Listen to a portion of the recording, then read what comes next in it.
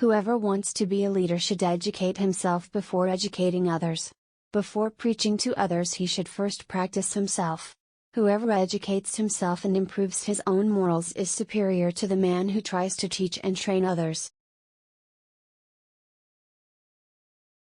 Every breath you take is a step towards death. Anything which can be counted is finite and will come to an end.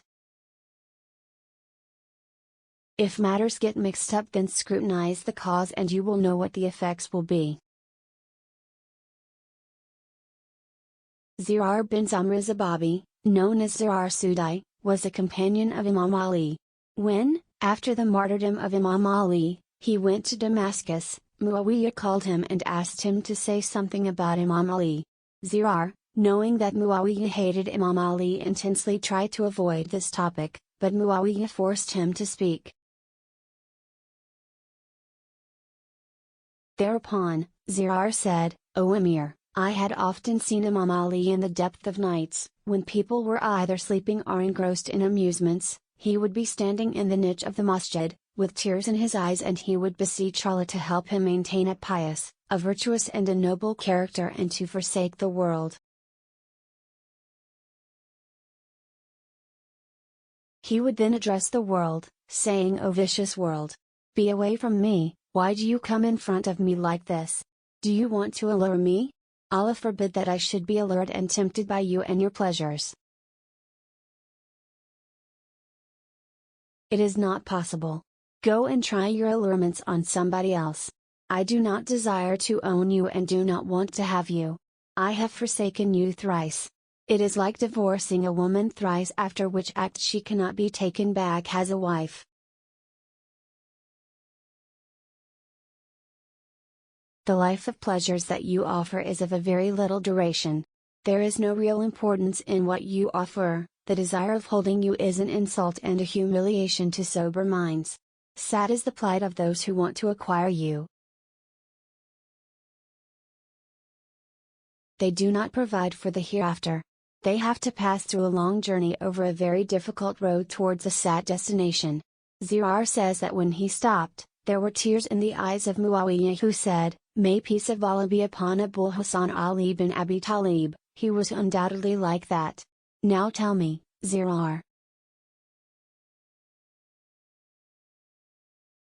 how do you feel his separation?" Zirar replied, "My sorrow and grief is like that of a woman whose only child has been murdered in her lap." With this remark, Zirar walked out of the court of Muawiyah and left the city. After the Battle of Siffin, somebody asked Imam Ali whether they had been destined to fight against the Syrians. Imam Ali replied, "If by destiny you mean a compulsion, physical or otherwise, through which we are forced, by nature, to do a thing, then it is not so. Had it been an obligation of that kind, there would have been no question of reward for doing it and punishment for not doing it. When you are physically forced to do a thing, like breathing, sleeping, eating, drinking, etc., then there can be no reward for doing it and no retribution for not doing it.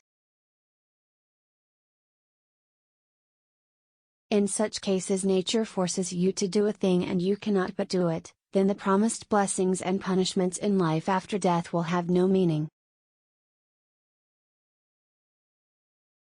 The merciful Lord has given His creatures, human beings, complete freedom to do as they like, and then prohibited them from certain actions and warned them of the consequences of such actions, His wrath and His punishments.